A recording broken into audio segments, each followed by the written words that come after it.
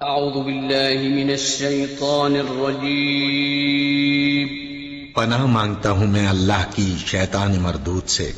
بسم اللہ الرحمن الرحیم شروع اللہ کا نام لے کر جو بڑا مہربان نہایت رحم والا ہے۔ اللهم صل على محمد وعلى آل محمد وبارك وسلم رب اشرح لي صدري ويسر لي أمري واحلل عقدة من لساني يفقهوا قولي۔ سورۃ الانفال کی تلاوت کا آغاز ہوا اور اس کے شروع میں ہی جو الفاظ اللہ رب العالمین نے اس میں آئے، انما المؤمنون الذين اذا ذكر الله وجلت قلوبهم، ایمان لانے والے لوگ تو وہ ہیں، انما المؤمنون الذين اذا ذكر الله، جب اللہ کا ذکر ہوتا ہے، وجلت قلوبهم، تو ڈر سے کانپ جاتے ہیں ان کے دل، خوف سے ان کے دل کانپ جاتے ہیں۔ وَإِذَا تُلِيَتْ عَلَيْهِمْ آيَاتُهُ، اور جب قرآن کی تلاوت ہوتی ہے، جب اس کی آیات وہ سنتے ہیں تو زادتہم ایمانا، ان کا ایمان اور بڑھتا چلا جاتا ہے۔ یعنی کہ ایمان لانے والوں کا جو تعلق ہے اس قرآن کے ساتھ اتنا گہرا ہوتا ہے کہ اس کی آیات کو سن کر ان کا ایمان بڑھتا چلا جاتا ہے اور ان کے دلوں کے اندر خوف طاری ہو جاتا ہے۔ یہ اللہ رب العالمین نے ایمان لانے والوں کی صفات بیان کی ہیں، محبت کرنے والوں کی صفات بیان کی ہیں۔ اس کے بعد آگے چل کر یہ بات آتی ہے کہ جب غزوہ بدر ہوا، پہلی جنگ سن 2 ہجری میں، مشرکین مکہ مسلمانوں کو سبق سکھانے کے لیے مکے سے چلے اور مدینے پہ آ کر انہوں نے حملہ کیا۔ تو پہلی بات تو یہاں پر یہ سمجھنے کی ہے کہ یہ جو پہلی جنگ ہوئی، جو یہ پہلا غزوہ ہوا، مسلمانوں نے کسی پر حملہ نہیں کیا بلکہ مسلمانوں کے اوپر یہ حملہ کیا گیا۔ مشرکین مکہ آئے اور جب یہ مشرکین مکہ تھے، یہ 1000 کی تعداد میں تھے، یہاں پر مسلمان 313 تھے، بڑے سر و سامانے کی حالت میں تھے، نکبت میں تھے، ان کے پاس وہ کوئی بہت ساز و سامان بھی نہیں تھا، جنگ کا حربی سامان بھی ان کے پاس موجود نہیں تھا۔ یہ 313 پیادہ اور چند ان میں گھوڑوں والے لوگ تھے، یہ سب نکل کر آ گئے اور مدینے کے اوپر جب یہ حملہ ہوا، اور جس وقت اللہ کے نبی صلی اللہ علیہ وسلم اپنی پوری طاقت کو، جو اویلیبل ریسورس تھی اللہ کے نبی صلی اللہ علیہ وسلم کے پاس، وہ جب اس کو لے کر آ گئے تو اس کے بعد انہوں نے اپنے ہاتھ اللہ رب العالمین کی طرف اٹھائے کہ میری جو استطاعت تھی، جو ہمت تھی، جو میرے اوپر ذمہ داری تھی، رب العالمین وہ میں نے کر دی ہے، اس لیے اب تیرا کام ہے۔ اب ہوا یہ کہ معرکہ ہوا اور مسلمانوں کو اس معرکے کے اندر فتح نصیب ہوئی اور مسلمانوں نے مشرکین مکہ کی کمر توڑ دی۔ بڑے بڑے سردار اس غزوے میں مارے گئے، قتل ہو گئے، اور بڑے بڑے سردار ان کے گرفتار ہو گئے۔ اب مال غنیمت بھی مسلمانوں کے ہاتھ آیا۔ اب یہ جب مال غنیمت آیا، یہ فتح نصیب ہوئی، یہ ساری جو چیزیں تھی، اس وقت جب عربوں کو کوئی فتح نصیب ہوتی تھی، جب اس وقت عرب کسی جنگ کے اندر جیت جاتے تھے تو وہ ایک روب اور ایک دبدبے والی جو کیفیت تھی، اور وہ والی کیفیت کہ وہ اس کے اندر خاص قسم کا اس زمانے کا ایک غرور تھا، تو ان کے اندر وہ کیفیت تھوڑی سی نظر آئی۔ تو جب یہ کیفیت ان کی نظر آئی اور مال غنیمت کو حاصل کرنے کے لیے جس طریقے سے وہ تودع کر رہے تھے، وہ بھاگ دوڑ کر رہے تھے، رب العالمین کو یہاں پر ان کو ایک سبق دینا مطلوب تھا کہ بھئی جنگ تم نے لڑی ہے، سب مال غنیمت ہو گیا ہے، یہاں پر مسلمانوں کو اور صحابہ کی جماعت کو جو سبق دیا وہ کیا تھا؟ یہ آیت کہ اللہ رب العالمین کیا کہتے ہیں کہ فَلَمْ تَقْتُلُوهُمْ، تم نے قتل نہیں کیا، وَلَكِنَّ اللَّهَ قَتَلَهُمْ، یہ قتل کس نے کیا ہے؟ یہ اللہ نے قتل کیا ہے۔ وَمَا رَمَيْتَ إِذْ رَمَيْتَ، اور اے نبی کریم صلی اللہ علیہ وسلم جب آپ دعا کر رہے تھے اور دعا کے بعد آپ نے زمین سے کنکریاں اٹھائیں، زمین سے مٹی اٹھائی اور اس کے بعد کفار کے چہروں کی طرف مار دی، اور جب آپ نے کہا شہوت وجوہ، ان کے چہرے بگڑ جائیں، تو اللہ رب العالمین یہاں پہ کیا کہتا ہے؟ وَمَا رَمَيْتَ إِذْ رَمَيْتَ، اے نبی کریم صلی اللہ علیہ وسلم وہ مٹی جو آپ نے پھینکی تھی وہ آپ نے نہیں پھینکی تھی، وَلَكِنَّ اللَّهَ رَمَى، وہ اللہ نے مٹی پھینکی تھی، وہ ذرے اللہ نے پھینکے تھے، قتل آپ نے نہیں کیا تھا۔ بظاہر آپ لڑتے ہوئے نظر آتے تھے، بظاہر تیر آپ پھینک رہے تھے، بظاہر تلواریں آپ چلا رہے تھے، لیکن ان تلواروں کو ان کفار کے چہروں، ان کے سینوں کے اوپر لینے والی ذات اللہ رب العالمین کی تھی، ان تیروں کو ان کے سینوں کے اندر بے بس کرنے والی ذات کس کی تھی؟ اللہ رب العالمین کی تھی۔ مٹی بظاہر پھینکی آپ نے تھی، لیکن آپ نے نہیں پھینکی تھی، اس مٹی کی جو کنکریاں تھیں ان کنکریوں کو کفار کی آنکھوں تک پہنچانے والی ذات وہ ہماری تھی، وہ ہماری تھی۔ تو آج اگر تمہیں پتہ نصیب ہو گئی ہے مسلمانوں، یہ چیز ذہن نشین کر لو کہ ہیں کواکب کچھ نظر آتے ہیں کچھ، در حقیقت ایسا نہیں ہے۔ دست قدرت وہاں پر موجود تھا، اللہ رب العالمین کی وہاں پر مشیت موجود تھی، اللہ رب العالمین کی وہاں پر ان کے ساتھ مدد موجود تھی۔ اسی لیے اللہ کے نبی صلی اللہ علیہ وسلم اور صحابی کی جماعت کو سب کو یہ کہا کہ بظاہر کام آپ لوگ کر رہے تھے لیکن آپ نہیں، اس کے پیچھے دست قدرت کام کر رہا تھا۔ اور یہاں پر ایک اور بات سمجھنے کی ہے کہ بظاہر ہماری زندگی کے اندر بہت ساری کامیابیاں ہمیں ملتی ہیں،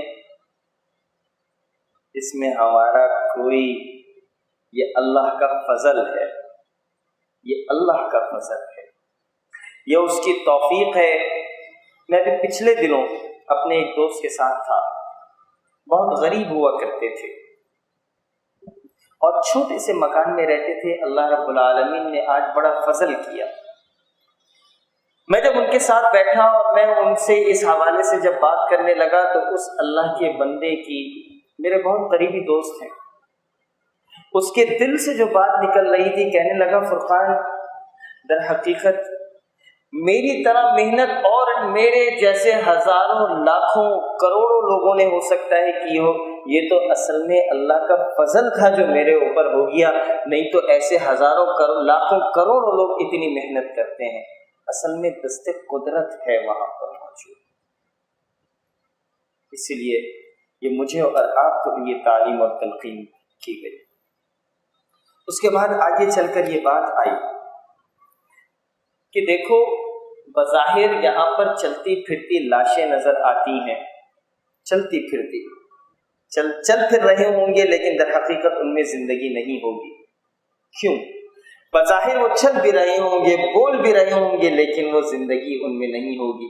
اللہ کہتے ہیں کہ اے ایمان والو، یا ایھا الذین آمنوا استجیبوا للہ وللرسول، استجیبوا للہ وللرسول، کہ اللہ اور اس کے رسول کی جب دعوت ہو، جب ان کی پکار ہو تو ان کی پکار کے اوپر لبیک کہو، ان کی دعوت کے اوپر لبیک کہو، اس کے اوپر جواب دو۔ استجیبوا للہ وللرسول اذا دعاکم، جب تمہیں پکارا جائے اللہ کی طرف سے، اللہ کے رسول کی طرف سے، تو لبیک کہتے ہوئے چلتے چلے آؤ۔ لما یحییکم، جان لو اسی میں ہی زندگی ہے، اصل زندگی یہی ہے، یہی ہے اصل زندگی۔ جب تمہیں اللہ اور اس کا رسول کے جو حکم جب تمہارے پاس آ جائے اس حکم کو مان لو، اس حکم کے اوپر جم جاؤ۔ جب تم یہ کام کرو گے تو در حقیقت یہ زندگی ہے۔ نہیں تو اگر تم نے اللہ اور اس کے رسول کی دعوت پہ لبیک نہیں کہا تو پھر تم چلتی پھرتی لاشیں ہوگے، چلتی پھرتی لاشیں، کہ بظاہر تو وہ انسان موجود ہوگا لیکن وہ انسان وہ مردہ ہوگا۔ اس لیے اللہ اور اس کے رسول کی دعوت پر لبیک کہنا، جب بھی پکار ہو، جب بھی جہاد کا موقع آئے، جب بھی قتال کا موقع آئے، اور جب اللہ اور اس کے رسول کے لیے پکارا جائے تو پھر منہ پھیر کر نہیں جانا، پیٹ پھیر کر نہیں جانا۔ اگر تم زندگی سمجھتے ہو تو زندگی اس چیز میں ہے کہ اللہ اور اس کے رسول کی دعوت پر لبیک کہتے ہوئے باہر نکل آؤ۔ اور پھر اس کے بعد یہ بات آئی کہ وہ وقت یاد کرو، وَاذْكُرُوا إِذْ أَنْتُمْ قَلِيلٌ مُسْتَضْعَفُونَ فِي الْأَرْضِ، تم بہت کم تھے، تخافون ان يتخطفكم الناس فآواكم وأيدكم بنصره، تم بہت کم تھے، تمہیں خوف تھا کہ تمہیں کہیں دشمن اچک کر نہ لے جائے، تمہیں اس چیز کا خوف تھا، تمہاری پاس جگہ نہیں تھی رہنے کے لیے۔ اللہ رب العالمین نے، تم وہ وقت یاد کرو، اللہ نے تمہیں رہنے کے لیے جگہ دی، اللہ نے تمہاری مدد کی، تم وہ وقت یاد کرو۔ مسلمانوں کے پاس پہلے مکہ میں تھے، مکہ میں ان کو ستایا جاتا تھا، مکہ کے اندر ان کو تنگ کیا جاتا تھا، اور پھر اللہ رب العالمین نے ان کو ایک ریاست دی، اللہ تعالیٰ نے ان کو سر ڈھانپنے کے لیے، سر چھپانے کے لیے، اسلام کے احکامات کو عمل کرنے کے لیے ایک جگہ دی۔ اللہ نے کہا کہ وَاذْكُرُوا، یاد کرو اس کو، قلیل مستضعفون فی الارض تخافون ان یتخطفکم الناس، تم بہت کم لوگ تھے زمین میں، اور تمہیں یہ خوف تھا کہ لوگ تمہیں اچک کر نہ لے جائیں۔ فآواکم وأیدکم بنصرہ ورزقکم من الطیبات، یہ جو بات تو قریش مکہ سے کی گئی، لیکن میرے بھائی ذرا میں اور آپ بھی اس کو سوچیں کہ زمین میں کم لوگ تھے، اسلام کے اوپر عمل کرنا تھوڑا سا مشکل تھا، احکامات کے اوپر عمل نہیں ہو پاتا تھا، اور لوگ اچک لیا کرتے تھے، تو اللہ رب العالمین نے تمہیں سر ڈھانکنے کے لیے، سر چھپانے کے لیے ایک ریاست دی۔ اس ریاست کا حق ادا کرنا، میری بات آپ سمجھ رہے ہوں گے۔ اس ریاست کو اس وقت مدینے کی ریاست تھی، آج آپ اس ریاست کو پاکستان کہہ سکتے ہیں۔ اس کی لاج رکھنا، یہ تم نے اللہ کے نام کے لیے حاصل کی ہے، اس کی لاج رکھنا۔ اس کے بعد آگے چل کر یہ بات آئی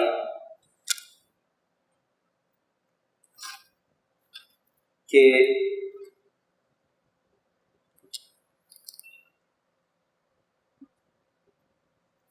وَأَطِيعُوا اللَّهَ وَرَسُولَهُ وَلَا تَنَازَعُوا فَتَفْشَلُوا وَتَذْهَبَ رِيحُكُمْ وَاصْبِرُوا، اللہ اور اس کے رسول کی فرما برداری کرتے رہو، آپس میں اختلاف نہ کرو، آپس میں اختلاف نہ کرو، ورنہ بزدل ہو جاؤ گے اور تمہاری ہوا اکھڑ جائے گی۔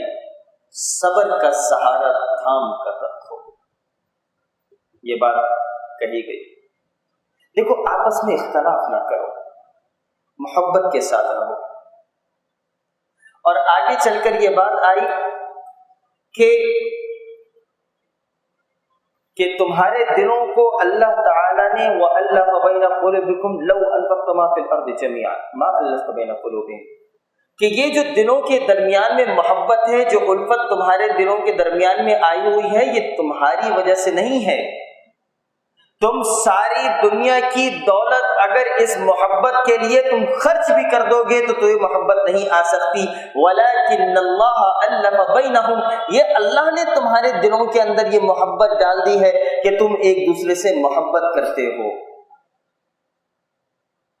اور پھر آگے چل کر بڑی عظیم الشان ایک آیت آئی، وہ آیت مجھے اور آپ سے کیا کہتی ہے؟ یہ اس زمانے میں کہ جس وقت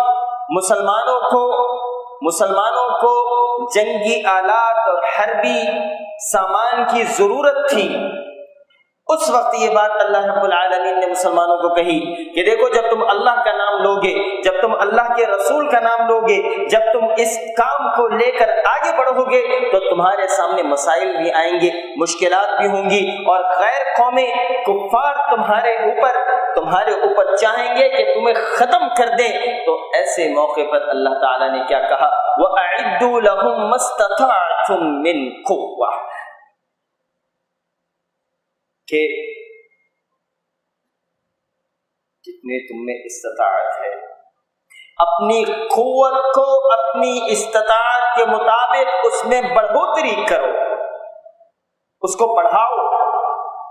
وَمِن رِّبَاطِ الْخَيْلِ، اور یہ جو گھوڑوں کی جو چھاؤنیاں ہیں ان کو تم بناؤ۔ کیوں؟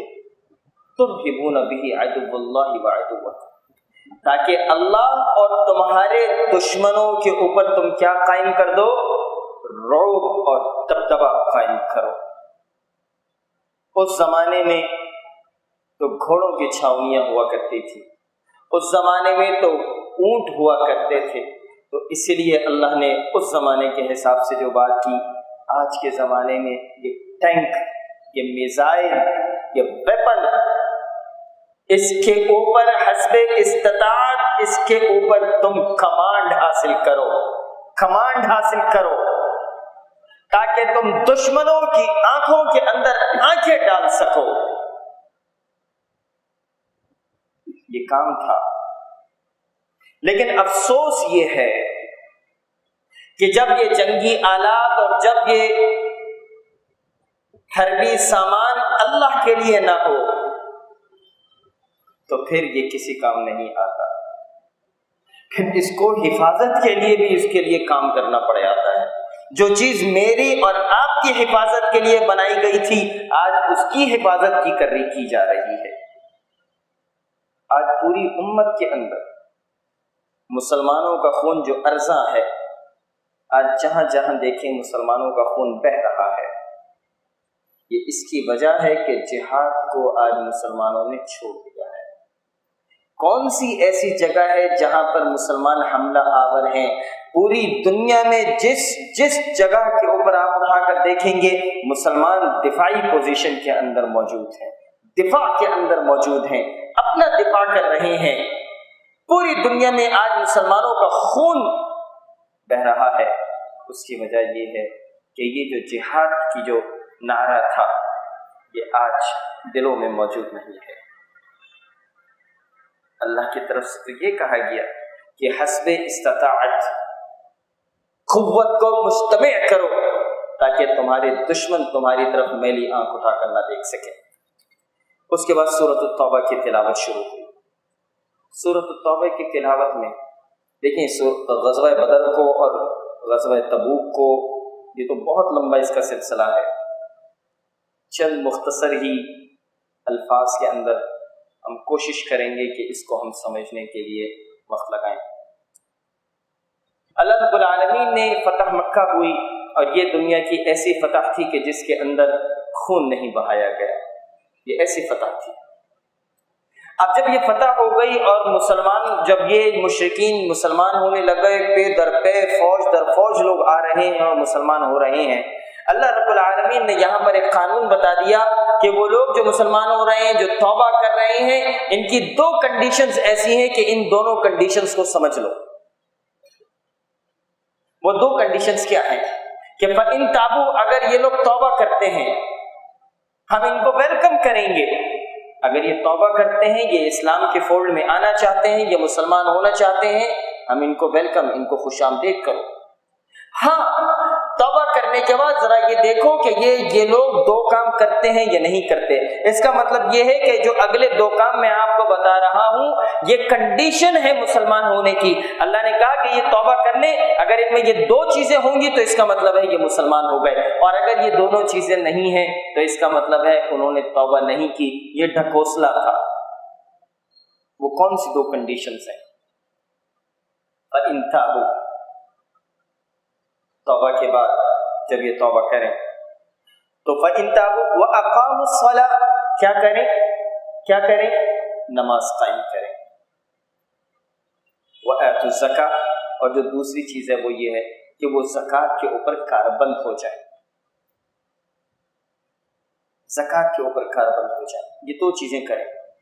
فَإِن تَابُوا وَأَقَامُوا الصَّلَاةَ وَآتُوا الزَّكَاةَ، یہ توبہ کر لیں اور دو چیزیں اس کے اندر ہوں کہ نماز قائم کریں، اور دوسری چیز کیا ہو؟ دوسری چیز کیا ہے؟ زکوٰۃ، نماز۔ اب یہ جو نماز اور زکوٰۃ ہے، ذرا اس کو سمجھنے کی کوشش کریں۔ یہ جو نماز ہے یہ ساری کی ساری عبادات کا مجموعہ ہے۔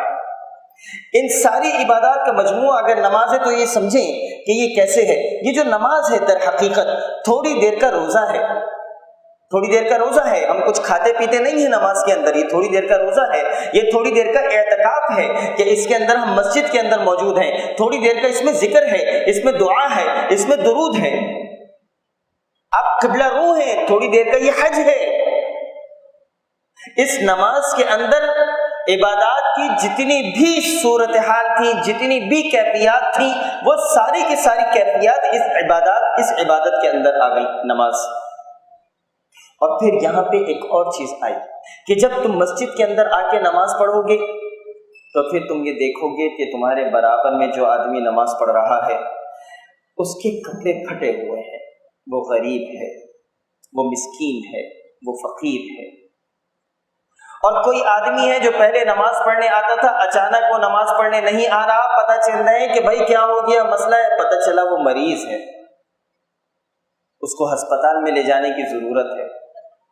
تو وہ نماز جو حج کے لیے تھی، اعتکاف تھا، ذکر تھا، جس کے اندر درود تھا، اب کیا ہو رہا ہے؟ یہاں پہ کس کا دروازہ کھل رہا ہے؟ کس کا؟ اب زکوٰۃ کا دروازہ کھل رہا ہے۔ تو یہ جو نماز ہے یہ ساری عبادتوں کا مجموعہ ہے۔ دیکھیں یہ نماز در حقیقت مجموعہ ہے۔ ابھی تھوڑی دیر پہلے ایک ساتھی سے بات ہو رہی تھی، ہمارے ایک ساتھی جن کا انتقال ہو گیا اور ہمارے درس کے مستقل ساتھی تھے، ناصر بھائی، اللہ رب العالمین ان کی رحم کرے، ان کو مغفرت کرے۔ یہ ہمارے ہر درس کے اندر ہوتے تھے۔ مجھے بھی انہوں نے بتایا کل کہ ان کا انتقال ہو گیا، تو ہمارے ساتھی جو بتا رہے تھے وہ یہ کہہ رہے تھے کہ جمعے کی نماز میں دیکھ یہ رہا تھا کہ ناصر بھائی آئے نہیں، 10 منٹ ہو گئے، 20 منٹ ہو گئے، خطبہ مکمل ہو گیا، نماز مکمل ہو گئی، ناصر بھائی نظر نہیں آئے۔ تو تھوڑی دیر بعد پتہ چلا کہ ان کا انتقال ہو گیا۔ یہ در حقیقت یہ نماز راستہ کھولتی ہے بہت سارے حقوق العباد کے معاملات کا، بہت سارے۔ اس لیے اللہ تعالیٰ نے کہا کہ یہ دو چیزیں ایسی ہیں کہ جب یہ توبہ کر لیں تو اس میں نماز قائم کرنے والے بن جائیں اور زکوٰۃ دینے والے بن جائیں، دو چیزیں یہ کر لیں۔ اس کے بعد آگے چل کر یہ بات آتی ہے کہ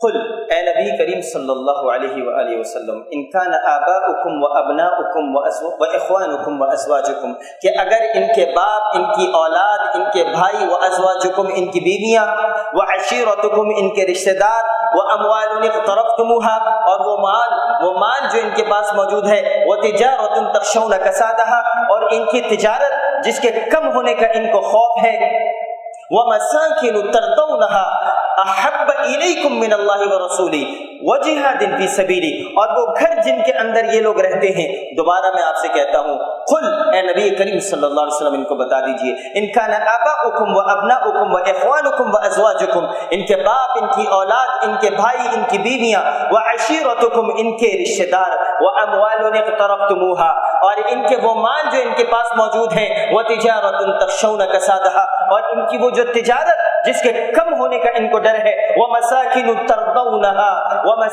ترضونها، ان کے گاڑی، ان کے گھر، ان کے بنگلے، یہ ساری کی ساری 8 کی 8 چیزیں اللہ رب العالمین نے کہا کہ اگر یہ ساری کی ساری چیزیں ان کو پسند ہیں، محبوب ہیں. احب الیکم من اللہ ورسولہ وجہاد فی سبیلہ، کہ اللہ رب العالمین سے زیادہ یہ محبوب ہیں، اللہ کے نبی سے زیادہ یہ محبوب ہیں، اور اللہ کے راستے میں جہاد کرنے سے زیادہ محبوب ہیں. تو یاد رکھو کہ تمہاری ہم سے ملاقات ہوگی، تمہاری ہم سے ملاقات ہوگی، ہم اس کا حساب لیں گے، اس کی بات پرس تم سے کریں گے کہ یہ دینی ساری کی ساری چیزیں دینے والے ہم ہی تو تھے، ہم ہی نے تو یہ ساری چیزیں دی تھیں. ان ساری چیزوں کی محبت اللہ سے، اس کے رسول سے اور جہاد سے بڑھ کر نہیں ہونی چاہیے. اللہ کے راستے میں جہاد کرنا اس سے بڑھ کر نہیں. اور انفروا خفافا وثقالا، تم چاہے ہلکے ہو یا بوجھل ہو، تم امیر ہو یا غریب ہو، تم بیماری کی حالت میں ہو یا تم صحت مند ہو. انفروا خفافا وثقالا، آپ اس کو جس طریقے سے سمجھنا چاہیں، ہلکے ہو یا بوجھل ہو. انفروا خفافا وثقالا وجاہدوا باموالکم وانفسکم، اللہ کے راستے میں جہاد کرو اپنے مالوں کے ساتھ اور اپنی جانوں کے ساتھ. ذالکم خیر لکم ان کنتم تعلمون، یہ تمہارے لیے بہتر ہے اگر تم سمجھو، یہ تمہارے لیے بہتر ہے. میرے بھائی، آج معاملہ یہ ہے کہ آج مسلمان جس نکبت کی حالت میں ہیں، جس کمزوری کی حالت میں ہیں، ہم نے اللہ کی محبت کو، اللہ کے رسول کی محبت کو اور اس جہاد کے فریضے کو الگ کر کے رکھ دیا ہے. اس کے بعد آگے چل کر یہ بات آئی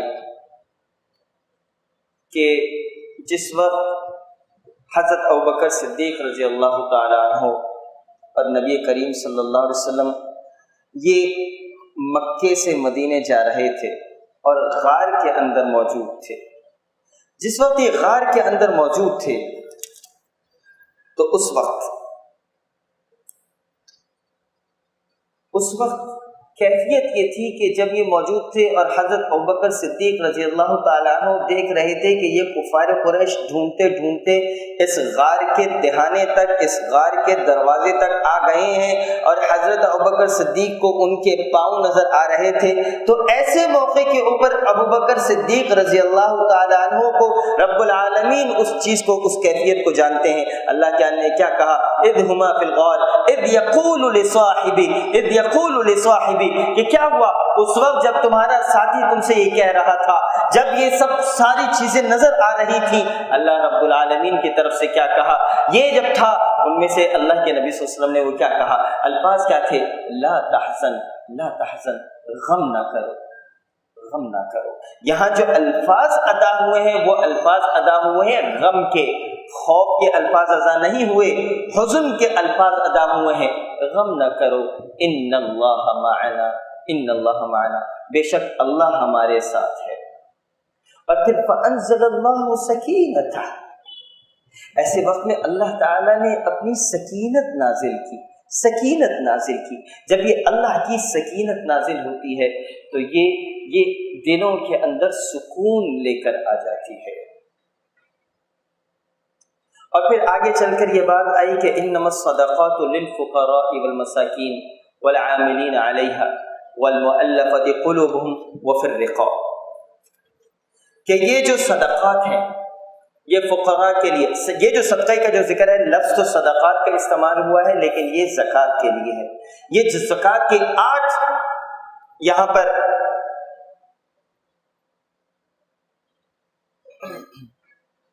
مسارک بیان ہوئے کہ انما الصدقات للفقراء، یہ زکوٰۃ جو ہے فقیروں کے لیے ہے، والمساکین، مساکین کے لیے ہے. یہ فقیر اور مسکین تقریباً ایک ہی جیسے سمجھ میں آتے ہیں.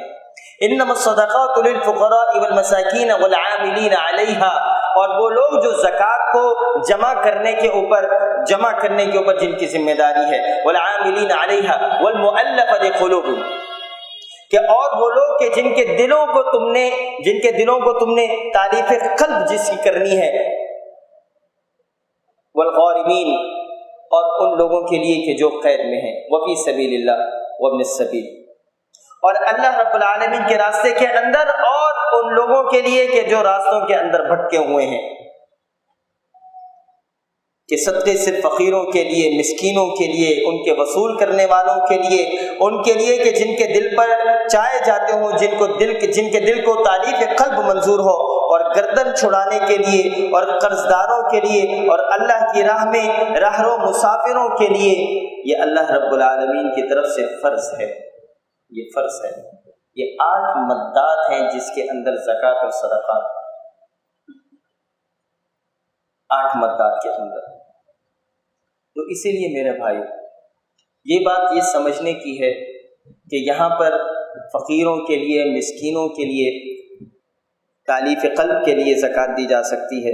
اس میں جو ایک اہم نقطہ آ رہا ہے وہ یہ ہے، وفی سبیل اللہ، اللہ کے راستے میں۔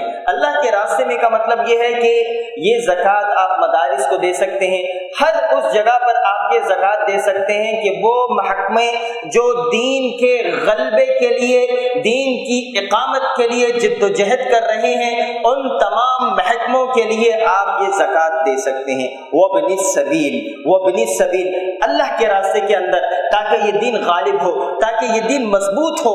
دین کے مضبوطی اور غلبے کے لیے بھی زکوٰۃ دینی ہے۔ اور جب آپ یہ زکوٰۃ دیں تو اپنے رشتہ داروں کو ضرور دیکھ لیجئے گا، وہ رشتہ دار جو غریب ہیں، وہ رشتہ دار کہ جن کو جو کسی کے سامنے ہاتھ نہیں پھیلا سکتے، ان کو ضرور دیکھ لیجئے گا۔ اس کے بعد آگے چل کر یہ بات آئی کہ وَمِنْهُمْ مَنْ عَاهَدَ اللَّهَ لَئِنْ آتَانَا مِنْ فَضْلِهِ، ان میں وہ بھی ہیں جنہوں نے اللہ سے عہد کیا تھا کہ اگر وہ ہمیں اپنے فضل سے مال دے گا تو ہم ضرور صدقہ و خیرات کریں گے اور پکی طرح نیکوکاروں میں ہو جائیں گے۔ لیکن جب اللہ نے اپنے فضل سے انہیں دیا تو یہ اس میں بخیلی کرنے لگے اور ٹال مٹور کر کے منہ موڑ لیا۔ اللہ سے کہتے تھے کہ اے اللہ مجھے زیادہ دے دے، میرے مال میں برکت دے دے تاکہ میں تیری راہ کے اندر خرچ کر سکوں۔ اور جب اللہ نے مال میں برکت دے دی، جب اللہ رب العالمین نے مال کے اندر، رزق کے اندر بڑھوتری کر دی، اب بخیلی کرتے ہیں، اب ٹال مٹول کرتے ہیں اور اللہ کے راستے کے اندر مال کو خرچ نہیں کرتے۔ میرے بھائی، اللہ کے راستے میں مال کو خرچ کرنا یہ نہایت ضروری ہے۔ اس کی ایک وجہ اور بھی میں آپ کو بتاؤں۔ اب ہوتا یہ ہے کہ بعض اوقات جب رزق کے اندر ہماری فراوانی نہیں ہوتی، جب رزق کے اندر ہمارے معاملات ہوتے ہیں، ہماری جو مہینے کی تنخواہ آتی ہے، اس مہینے کی تنخواہ کے اندر ہمارے گھر کا کرایہ ہوتا ہے، ہمارے ملازمین کی تنخواہ ہوتی ہے، بچوں کی فیس ہوتی ہے، ہمارے یوٹیلیٹی بلز ہوتے ہیں، یہ بہت ساری مدات ہیں۔ اسی طریقے سے ایک مد جو ہوتی ہے وہ مہینے کے اندر تھوڑے بہت پیسے ہم صدقے کے بھی خرچ کرتے ہیں، تھوڑے بہت پیسے غریبوں کو بھی ہم دیتے ہیں۔ اب جیسے ہی تنگی ہوئی تو ہم سب سے پہلے کون سا خرچ بند کر دیتے ہیں؟ کون سا والا خرچ؟ کون سا والا؟ صدقے والا۔ میں آپ کو یہ بات بتانا چاہتا ہوں، اللہ رب العالمین کی طرف سے میرے لیے اور آپ کے لیے ایک خیر کی بات کیا ہے کہ دیکھو، جس وقت بھی تمہارے مال میں تنگی ہو، جس وقت بھی تمہارے رزق میں تنگی ہو، تم نے کیا کرنا ہے؟ کرنا یہ ہے کہ وہ جو صدقہ جو پہلے تم 500 دیتے تھے اب 1000 دینے لگ جاؤ، کیونکہ ہوتا یہ ہے کہ ہم صدقے کا دروازہ بند کر دیتے ہیں، لیکن اللہ کی شان یہ ہے کہ اللہ تعالی رزق میں برکت جس دروازے سے بھیجتا ہے یہ وہی صدقے کا دروازہ تھا۔ برکت بھی اسی دروازے سے آنی تھی، اور ہم سب سے پہلے جو دروازہ بند کرتے ہیں وہ صدقے کا دروازہ ہے۔ اسی لیے رزق میں برکت چاہتے ہیں تو صدقے کے دروازے کو جتنا کشادہ کر سکتے ہیں اسے اتنا کشادہ کریں، اللہ رزق میں برکت دے گا۔ اللہ رب العالمین سے دعا ہے کہ اللہ رب العالمین مجھے اور آپ کو دین کے معاملات سمجھنے کی توفیق دے، اور یہ جو مال اللہ نے مجھے اور آپ کو دیا ہے، اس مال کو اللہ کے راستے میں خرچ کرنے کی توفیق دے۔ دل تو بڑا چاہتا ہے، کہتے ہیں کہ جب اللہ اور دے گا تو اور خرچ کروں گا، اللہ نے اور دے دیا، لیکن جب اللہ اور دیتا ہے تو پھر شیطان ٹال مٹول کرنا شروع کر دیتا ہے۔ اقول قولی ھذا استغفر اللہ لی ولکم ولسائر المسلمین والحمد للہ رب العالمین۔